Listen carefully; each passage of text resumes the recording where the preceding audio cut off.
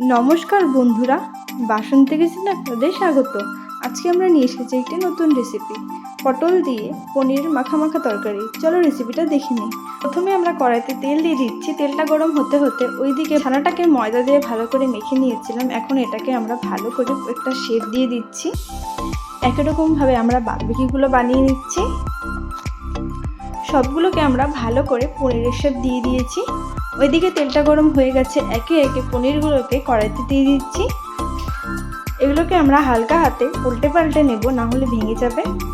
এগুলোকে আমরা লাল লাল করে ভেজে নেব। ভাজা হয়ে গেছে, নামিয়ে নিচ্ছি। ওইদিকে ভালো করে ধুয়ে রাখা পটলে নুন দিয়ে ভালো করে মেখে নিচ্ছি। এখন এই পটলগুলো আমরা আবার ওই তেলে দিয়ে দিচ্ছি। সামান্য হলুদ দিয়ে এটাকে আমরা ভালো করে নেড়ে চেড়ে নিচ্ছি। এটাকেও আমরা ভালো করে লাল লাল করে ভেজে নেব।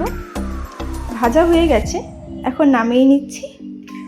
ওই তেলে শুকনো লঙ্কা দিয়ে সামান্য কালো জিরে দিয়ে নেড়ে চেড়ে নিচ্ছি। এখন জিরে বাটা দিয়ে, বাদাম বাটা দিয়ে, আদা বাটা দিয়ে, লঙ্কা বাটা দিয়ে একটু নেড়ে চেড়ে নিচ্ছি। এখন এর মধ্যে সামান্য হলুদ, স্বাদ মতো নুন ও সামান্য জল দিয়ে এটাকে আমরা আবার ভালো করে নেড়ে চেড়ে নিচ্ছি।